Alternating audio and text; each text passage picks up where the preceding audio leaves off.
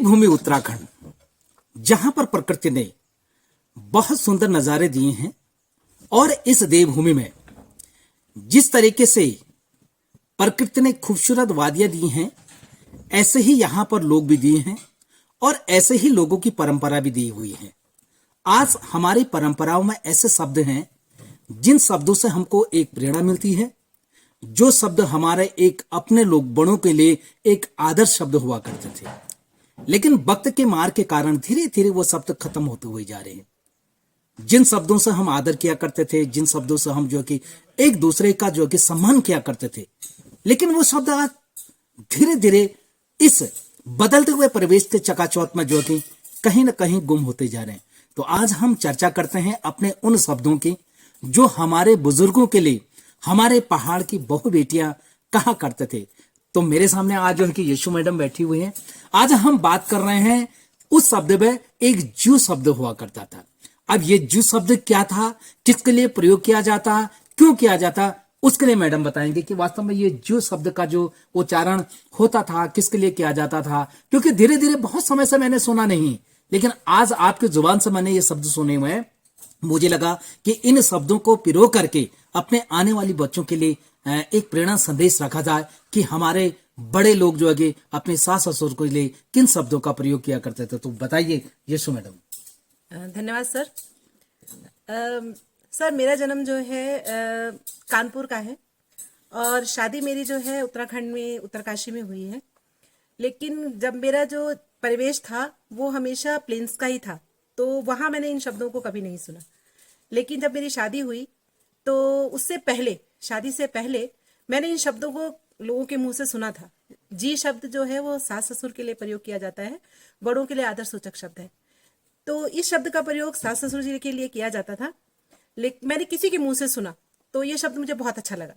जब मेरी शादी हुई तो मैंने अपनी सास को जी शब्द से ही संबोधित किया।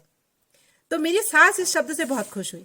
उन्होंने कहा कि आजकल की जो पीढ़ी है वो सास ससुर को माँ जी, पिताजी या मम्मी पापा, और अब तो मॉम डैड तक बोलने लगे हैं।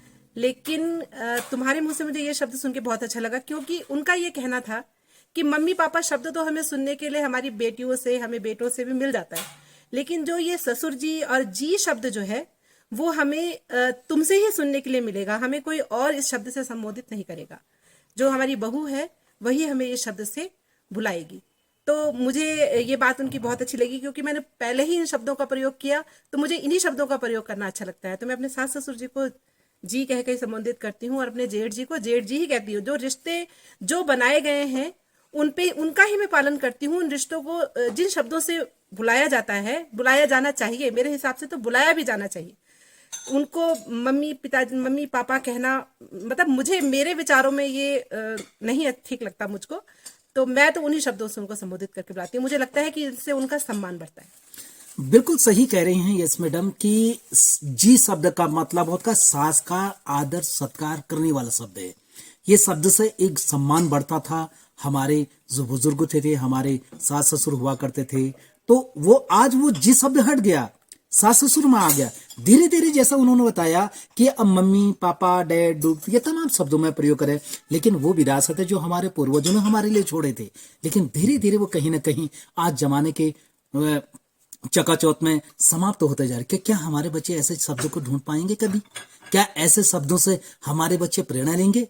एक शब्द पर और सवाल करूंगा मैं मैडम आपसे ही करूंगा कि पहले जमाने में क्या हुआ करता था कि जो बहु बेटियां होती थी वो अपने शर में ससुर के सामने हैं या जेठ के सामने आता तो बालों को छोप के आया करते थे। बाल को जो है कि उसमें एक घूंघट टाइप का निकाल के। आखिर क्यों किया करते होंगे ऐसे चीजों की, जबकि आज कहीं भी नहीं देखने को मिलता है?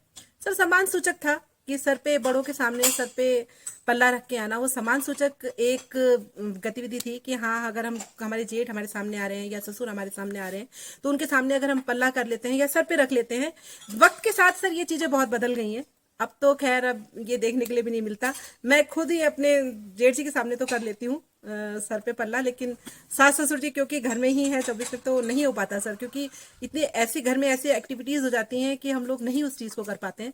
सर पे पल्ला रखना थोड़ा सा मुश्किल होने लगा है, लेकिन ये एक आदर सूचक गतिविधि थी।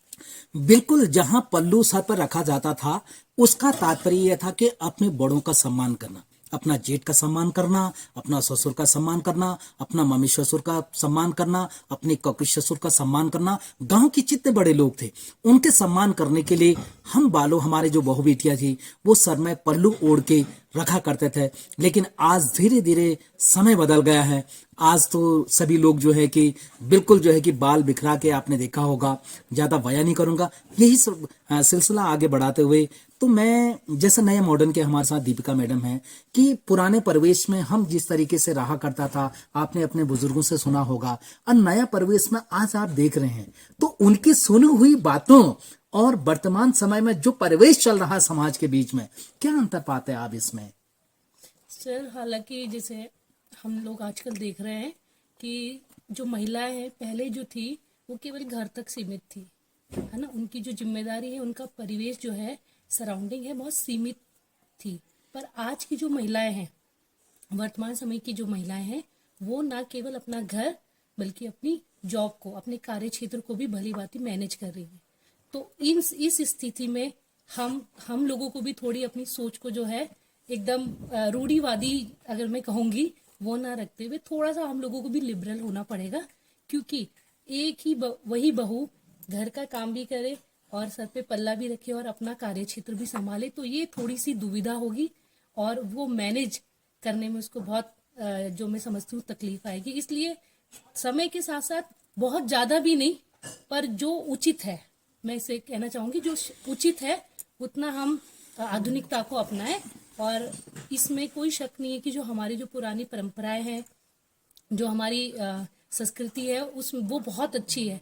पर आधुनिक समय की मांग भी ये है कि हम थोड़ा परिवर्तन अपनाएं और हमारा समाज भी उस परिवर्तन को स्वीकार करे। बिल्कुल सही कह रहे हैं कि वक्त के आधार पर, क्योंकि पर्वतीय अंचलों के कारण कहीं चलने में, फिरने में तमाम दिक्कतों का सामना करना पड़ता है। ऐसी परिस्थिति में अगर वो हमारा सम्मान नहीं बल्कि परिस्थितियों के कारण जो कि इस तरीके के जो है पल्लू नहीं रख रहे हैं, तो निश्चित तरीके से कहीं ना कहीं हमारे जो बच्चे इस मेरे वृक्ष मित्र चैनल के माध्यम से इस संदेश को सुनेंगे। जिस शब्द का प्रयोग अपने सास ससुर का एक सम्मान भरा शब्द था, एक इज्जत भरा शब्द था, सर में पल्लू रखना, अपने बड़ों का सम्मान करना था, अपने बुजुर्गों का सम्मान करना था। निश्चित तरीके से ये बना रहना चाहिए। ये परंपराएं जो टूट रही हैं आज, बिल्कुल थोड़े से कहीं नहीं कहीं हमको उसको बना के रखना, ताकि हमारे पूर्वजों के दिए हुए विरासत में जो ये तमाम शब्द दिए हुए हैं, जो परंपराएं चलाए हुए हैं, वो जीवित रह सके, उसका अनुकरण हमारे आने वाली पीढ़ी कर सके। इन्हीं लफ्जों के साथ आज 31 दिसंबर 2025 को मैं धौलागिरी में जनपद टिहरी का यहाँ पर ये एक छोटा सा हमारा इंटरव्यू रहा है, और आज मेरा इस क्षेत्र से हस्तांतरण भी हो गया है। मैं राजकीय इंटर कॉलेज IDPL ऋषिकेश में हो गया। तो इस साल का और इन मैडम लोगों का जो हम एक साथ गाड़ी में आना जाना किया करते थे, बहुत लंबा समय आप लोगों के साथ बीता। ये पलें हमेशा आप लोगों की यादें दिलाते रहेंगे, और जब भी आपको लगे जरूर हमारे चैनल पर इसको देखिए। ये हमारे इन्हीं लफ्जों के साथ आपका पर्यावरणविद वृक्ष मित्र डॉक्टर त्रिलोकचंद सोनी। धन्यवाद।